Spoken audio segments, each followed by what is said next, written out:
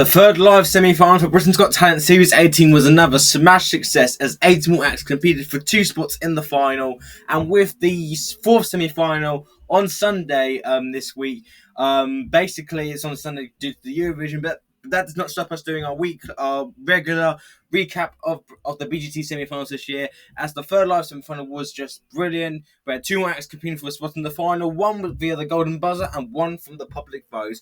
We've got a lot to talk about in this week's recap and review for the third live semi-final for BGT, so let's get straight into the video.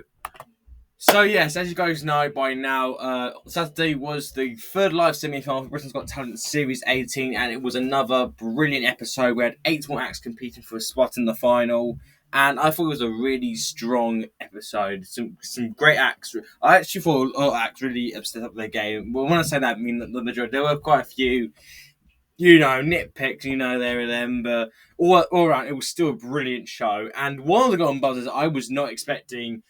Going into the episode, I was not expecting for this person to do well, but they blew me away. And them getting the golden buzzer was very justified, which I'll get onto in a bit later on in the video.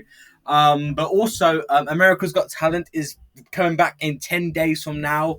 I cannot wait. So roughly less than 2 weeks from at the time of recording the video, and I cannot wait for AGT to come back for season 20. I'm going to be doing so much content. I'm going to be doing my rankings. Hopefully, no issues occur, because you know what happened with BGT this year with all the kerfuffles, all that good stuff. But anyways, I'm going to be doing that. I'm going to be doing and also I'll be doing my rankings. My recaps. I'm doing the recaps. I'm going to bring the recaps back. Of course, my early picks and predictions. I'll be doing that again, and also my yearly tier maker, because when I do my BGT, I would normally do my early picks and then come out updated. But for AGT, I do my early picks as always. But also I do my kind of like my tier maker of kind of spec kind of analyze, if I could pronounce it, analyzing. Kind of share my predictions on a further manner, if that makes sense. So that's happening. And also, I'm going to be doing a breakdown of the first trailer we got 2 weeks ago on Tuesday. So basically, like we did for BGT, I'm going to break down some of the acts shown in the trailer, give my honest thoughts on them, and they kind of talk about how I think they'll do. Hopefully, a majority of them get televised. No spoilers, of course. I'm not going to say any spoilers, but I do know some of the golden buzzers that are on this year, and they're brilliant from what I've heard. So I cannot wait for America's Got Talent. Stay tuned for my breakdown of the trailer on Tuesday, basically a week before the actual season kicks off. And, of course, I'm super excited for that. But anyways, that's enough talking for AGT. Let's go on to the main part of the show. We're talking about the third live semi-final for Britain's Got Talent. So let's get on to the video. Kicking off the night, we had, if it will load, of course, we had Harry and Lewis, the dance duo, who in the auditions basically did their robotic routine. They did like a remix, a mashup of songs, and they blew me away in the auditions. And they kind of reminded me of Twist and Pulse from BGT back in 2010. So good old few years ago. They kind of reminded me of them. The semi-final performance, they basically did a spy-themed routine to Red Alert by Bassman Jackson Harder, Better, Faster and Stronger by Daft Punk. Let me see Daft Punk. And I thought this was a really good start to the show. I mean, while, their audition blew me away, this was still a really strong performance. Amanda was actually quite critical with this performance. She felt like, while the production was great, because she didn't feel it was a step up from the auditions, but which I personally disagree with. And Simon mentioned that they made it easier than it laid it harder than it looked, though he felt like he was skewed. They are basically good for a young audience, which I feel like they're good for all generations, in my opinion. But honestly, I disagree with Amanda what she's saying, because I thought this was a great start to the show. I loved, while the audition definitely was more standout, the way they did the routine, and I just think their partnership is really good as well. And just, I feel like bottom lines, I definitely disagree with Amanda. I thought she was, and also the production was actually really good, and just I think they're great performers, they're great dancers, and just their chemistry is really good together, and it seem like great people. So I thought this was actually a really good start to the show. And again, I disagree with Amanda. I thought I thought they were great. But I knew I had a feeling they wouldn't get to the final, but I feel like if they were on a different semi-final, maybe they could have made it, but I don't know. But they were still really good regardless. I would have loved to have seen them they could have done next, and they were still a really good a good start to the show, very good start, and yeah, as I can say, because it was still very, very good regardless. And next up, we had Alberta Morz, the aerialist from Spain, who in the audition he did his a aerial pole dance routine to "Beautiful Things" by Benson Boone, which I love that song. Love that song by Benson. He's a very talented artist, and I thought his audition blew me away. His audition was amazing, and just because I felt like he had literally Simon mentioned this that he had good start. He had like proper style quality and Amanda mentioned was like a work of art. Or was it Amanda? I can't remember. But anyways, back to the semi-finals. He did a routine to Triumph by Bishop Briggs, who we all know as who on the Masked Singer, who won as Medusa, which I feel like she gets a lot of stick for winning. I don't necessarily hate her winning. I think she's definitely an overhated Masked Singer winner, in my opinion. She was definitely, I'd say she's actually quite underrated, actually. Okay, surely the screaming was a bit too much at times, but still, I thought she was still really good. Anyways, back to the BGT. He did that routine. Basically, he initially performed on the stage itself before he then began in the air of the pole and basically did some like flips, somersaults, and just it was just absolutely amazing to watch. And Amanda mentioned that everything about it was beautifully choreographed, if I pronounce my words correctly, and the production value was also just spectacular as well. And also, Bruno mentioned there wasn't a sinew in his body that wasn't connected to the music. And I couldn't agree more. I think this was just. I thought he really stepped up his game for the auditions. And I feel like this is the type of act I could see going all over the world. He is just such an amazing talent. I would love to see him like have his own show in Vegas. He's just and I agree. Like literally going back to the auditions, where Simon mentioned he had this style glow about him, and Alicia also mentioned that it was like a seamless work of art, which I also agree with as well. Just he's just got this like watching his presence on the stage is just mesmerizing, and I was kind of shocked he didn't get the golden buzzer, but at the same time I wasn't because it was quite early on the night. But this was still absolutely mesmerizing, and the fact he's 18 years old doing this as well just shows the level of talent this young man has. It's just absolutely extraordinary, and he is just. I just think in a few years' time he's going to be a real star. I think he's going to sell out all over the place. Um, just he's just an absolute world class act. I just think he's utterly amazing, and I hope this is. I just hope we see more good things happen to him throughout the next few years. He is just a remarkable talent.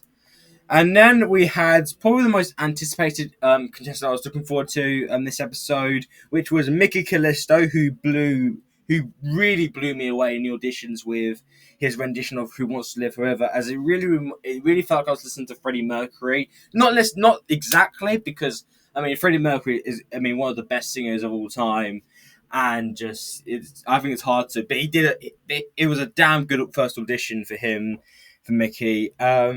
So he performed "Somebody to Love" of course by Queen. I love that song as well. You all seem to absolutely love him. I do have some mixed opinions on this one, if I'm brutally honest with you guys, which I'll get into right now. So basically, he did "Somebody to Love," and he had backup dancers around the theatre, and and Bruno mentioned he mentioned that it was very hard to sing like him, and Amanda mentioned the top note was fantastic, and he did a great job, which I agree.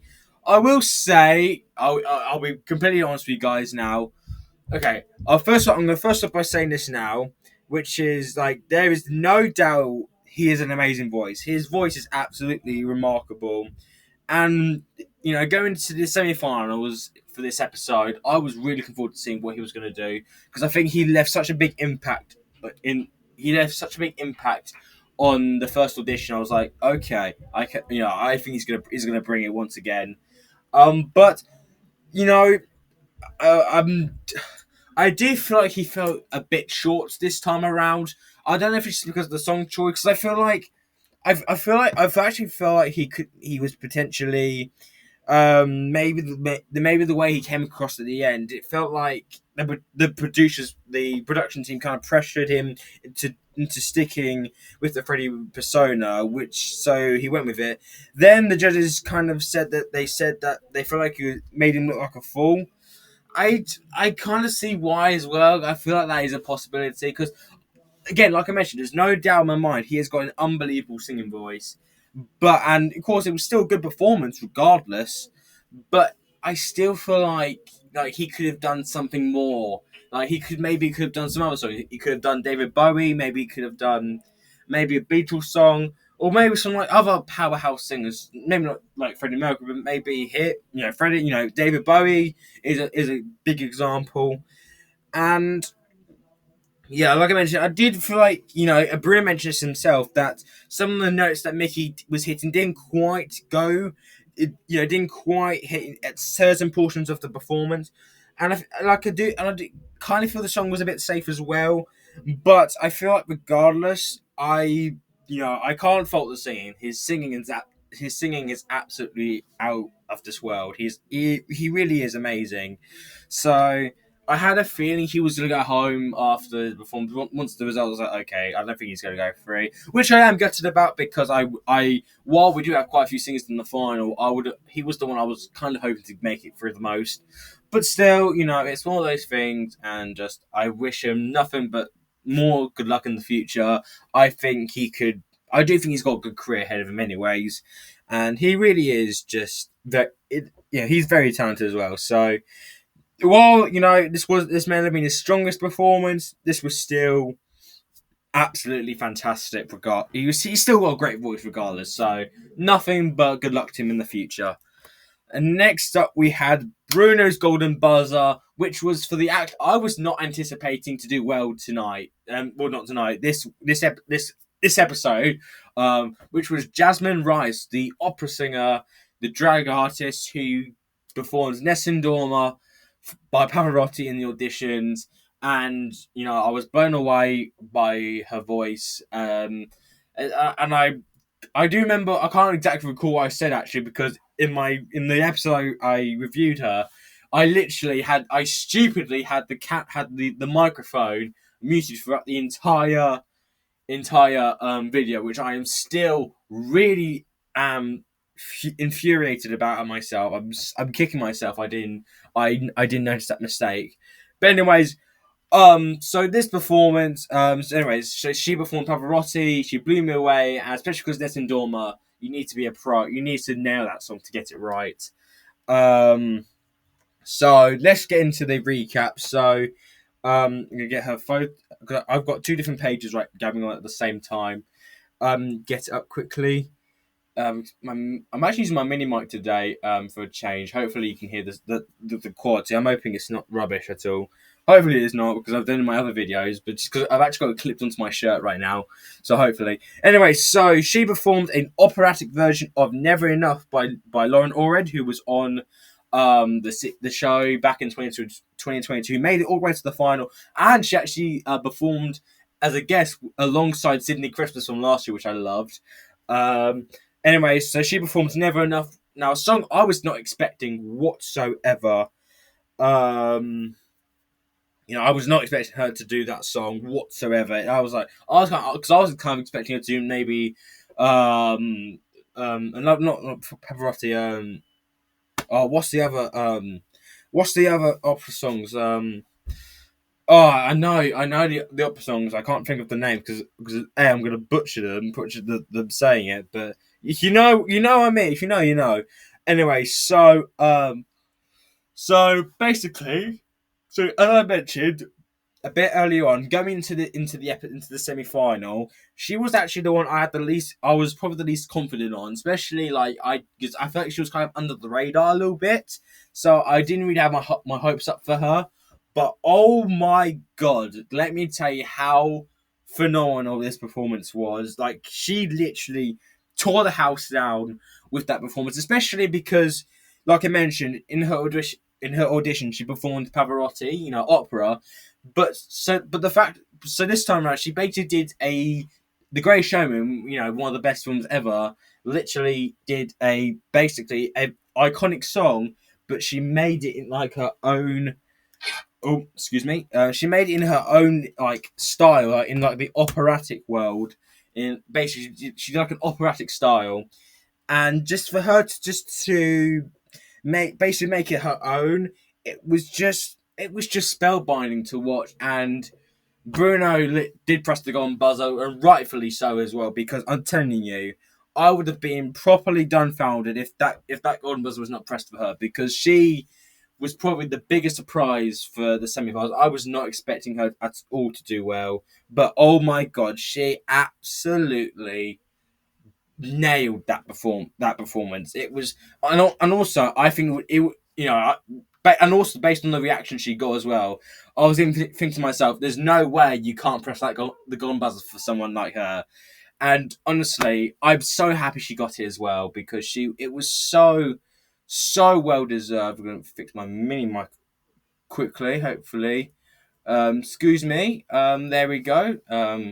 Hopefully that's hopefully you can hear me still. But anyways, she was absolutely remarkable, and I'm so happy she got to she's in the final. I actually I might consider her to be probably the dark horse now for the competition, because she really kind of went past my expectations for her. But she was just absolutely incredible. So yeah, I'm so happy she's in the final, and just I can't be more happier that she's made it to the final. Got my fan on, by the way. I don't know if you can hear it. Hopefully you can't hear it through the microphone. So yeah, hoping you can't hear it, because it's my mini mic as well. So I'm gonna try and do the best I can. Try and range it, actually. Hang on. Give me a sec, folks. I need to arrange my mic a little bit. There we go. That'll do now. That'll do for now. Anyway, so okay. So next performance we had was Rumark, aka, if you can get his photo up. There we go. Rumark, aka Rudy Mlan, from Hartpool, who was the accordion guy. He did the singing, and he did I Can Boogie.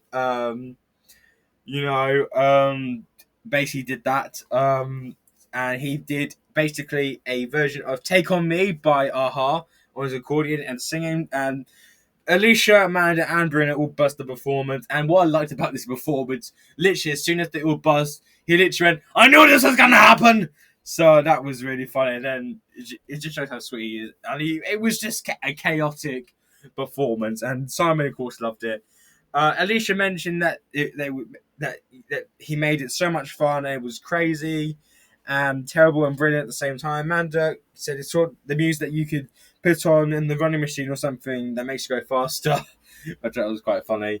But I have to be honest with you. While I liked his audition, this was still okay. But at the same time, I was just like, okay, this is just getting irritating. I honestly could not listen to this any longer. It was getting quite annoying after a while. So I was like, I mean, I'm happy he made the semi-finals. I'm actually really glad he made it, if I'm honest with you. But I just could not listen to him anymore. But I'm not even going to take away his talent, because he really is a very talented person. He's very good at the accordion. Like, he plays it very well. And so I've got nothing but props to him for doing what he did. And just, yeah, I just thought that he was absolutely accordion, playing the accordion, he was great, but apart from that, it just wasn't that great. I'm sorry. You're a lovely guy, Rudy Mlan, but this was not your night, unfortunately. Next up, we had my favourite act of the night, and probably one of the best now of the whole series, I think, along with the Blackouts, Ping Pong Pang. And let me tell you, I was probably the most excited to see these guys this week, and they were just out of this world. So they did a dance routine which involved, doing the flips before transition into the ping pong panels and ping pong balls to party rock anthem "Run the World" by Beyonce and Steve Aoki's extended cover of "Get Ready" by Two Unlimited and "Animals" by Maroon 5. And oh my god, let me tell you how amazing this was. And literally reading the judges' comments now, I was literally thinking these as well, because hang on, a man. Alicia mentioned that the music was sensational, as were the transitions and the technique. With Simon mentioned that he thought it was brilliant, really creative, and just also Amanda mentioned that it was a winning performance, and also if there was another golden buzzer, they would have gotten it. And even Bruno mentioned it himself. He even said, if I had another golden buzzer, I would have given you it. And honestly, I can't agree anymore, because these guys were just. I've got nothing else to say other. This was just absolutely phenomenal. And literally, like Amanda said, it felt like a winning performance. Like, the audition absolutely blew me away. And I even said they actually could be contenders for the final. And just this was just 100 times better than the auditions. Just not only the routine, and the synchronicity, but just I was just mesmerized by the whole thing and how they're able to do this with these routines, with the ping pong balls and the panels at the exact same time in synchronicity. And you need to be so careful not to drop the ball. I think one of them almost dropped it, but they catched it, which I actually didn't notice until watching it. But I was like, oh, okay, I didn't notice that. But oh my god, I'm telling you, I think the Blackouts have got some competition right now, because these guys were just outstanding. They were absolutely outstanding. I actually could see these guys. I actually could see these guys winning the whole thing. Actually, I mean, don't get me wrong. The Blackouts are still my pick to win, and I want them to win. But it looks like Ping Pong Pang have got some competition on their hands. I could totally see them winning the competition as well. But yeah, I'm so happy. I'm so happy they're in the final. Yeah, I'll get into it in a minute, but I'm so happy with this performance. They were honestly, if I was on the panel, I would have given that a golden buzzer. Any any question without any hesitations, I would have slammed that golden buzzer. Boosh! That golden buzzer would have been absolutely flipping phenomenal. But yeah, I mean, they really are just. I, I've got. I've only got no words to say right now. Like, I can go on forever. I can go on all day how amazing these guys were, because they really were absolutely just fantastic. They were fantastic. So next up we had Bao Kung, the Vietnamese Danger Act, from Vietnam. As I mentioned in my audition, in my recap for the audition, he was on AGT back in last year, and he didn't get to the live shows, but he did this time around, which I'm very pleased about. So in the semi-finals, he basically did, he did the fire breathing, the big scissors. So basically, in the semi-finals, he basically hammered a nail into a wooden plank but his head before lifting the plank and utilizing the nail after connecting it to his eyelids, which was. I cannot watch that. He then swallowed a sword and swallowed a flamethrower, which is basically what he did in auditions, very similarly. And I actually didn't know that was a flamethrower. I just thought it was like something that connected to the fire and you blow it, you know, all of that good stuff. And then he got Anton Deck, basically, and they sat into a motorcycle, and a sidecar onto the stage and connected to the vehicle with his eyelid, literally, and he literally went across the stage, with his eyelids basically connected to the motorbike, dragging it across the stage, and that was crazy. That was proper nuts. Bruno mentioned that he was the master of what he does. The whole presentation and the way he built up drama, it was great. And Simon mentioned that he'd love to see an act like this in the final. And it's just a horror movie, and I have to say, I agree. 'Cause normally I mentioned this before, but Danger Acts are not my favourites, especially these that like him, Aussie Blood. They just give me the ick. It's just like, eh. But you know, But with that being said, I thought he is just absolutely just outstanding what he does, and just watching him do it, like that's actually him doing it. It's not like a trick or anything. That's actually his eyelids doing that. It's just absolutely crazy what he's able to doing. So I gotta give him some credit for doing what he does, as he really is. He is amazing. He's just amazing what he does, and I mean, and while it's so sickening, it's amazing at the exact same time in a weird way. Um, so yeah, I'm really happy that I'm just really happy that he. I was actually quite surprised he got last place in the public vote. I thought he would have definitely made at least the top five of the public vote, maybe sixth place. But I was definitely surprised about that, if I'm brutally honest. Um, but again, I still thought he was amazing regardless, and I'm glad he got to the semi-finals this time compared to when he was on AGT. He got cut it before the live show, so good on that. I'm happy about that. So that was him, and then the final act of the night we had was Simon the Second Golden Buzzer, Electric Umbrella, who in the audition they performed their original song called Acceptance. Basically, they had members playing musical instruments, rapping, excuse me, and then you know. And then, so the audition, they basically did another original song called Try Smiling. And had some singers, some of the members singing, playing instruments, basically. And literally, in the title says it for itself. It made me smile. I was literally smiling from ear to ear, literally. Um, you know, Amanda mentioned that she loved the message and loved the joy, and also Brunet added that he would watch all of them, and what he feels is goodness from the heart.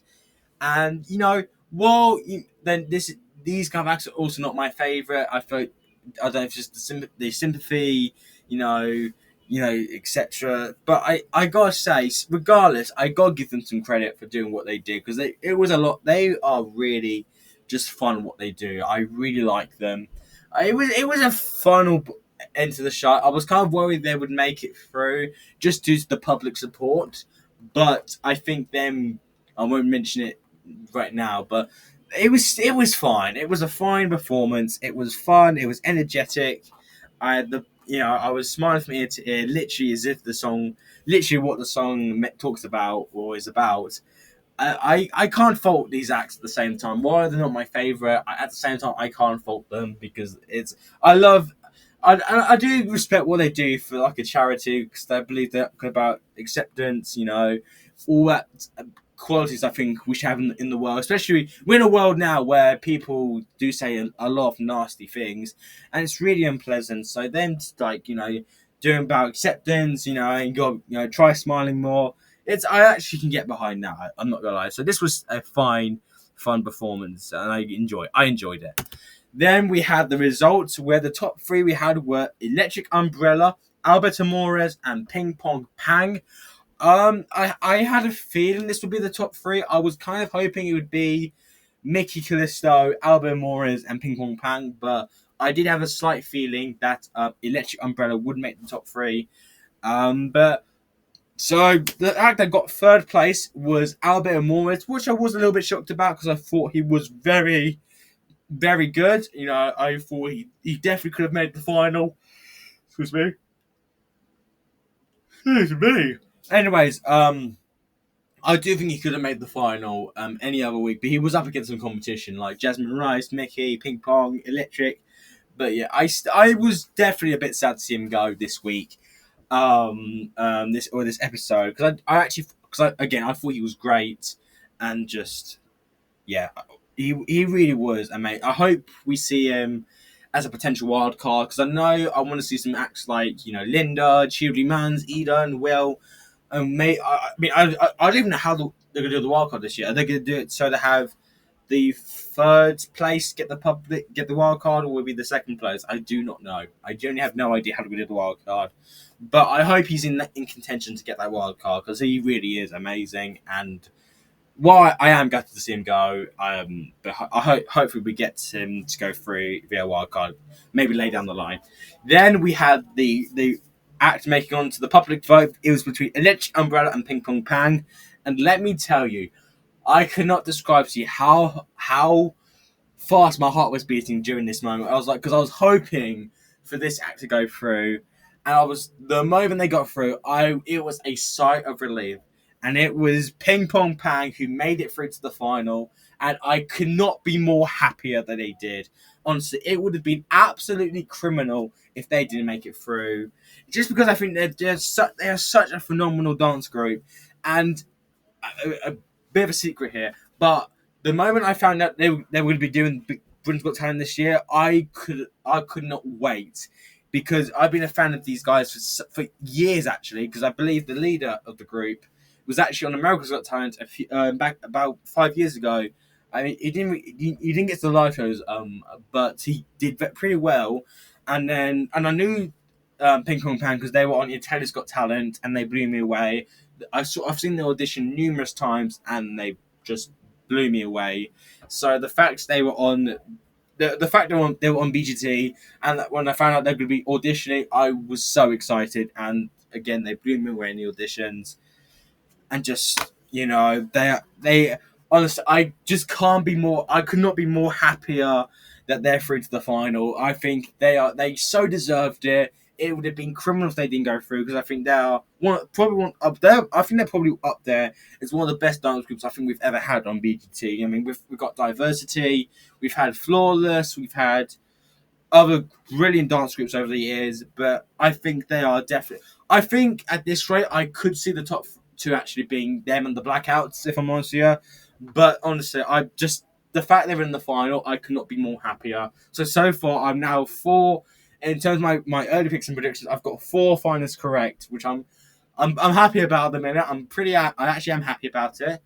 I don't know if I'm going to get any others. Hopefully, I have 2 there that could be there, but I'm like, oh, I don't know. I don't know. I really don't know. I don't know.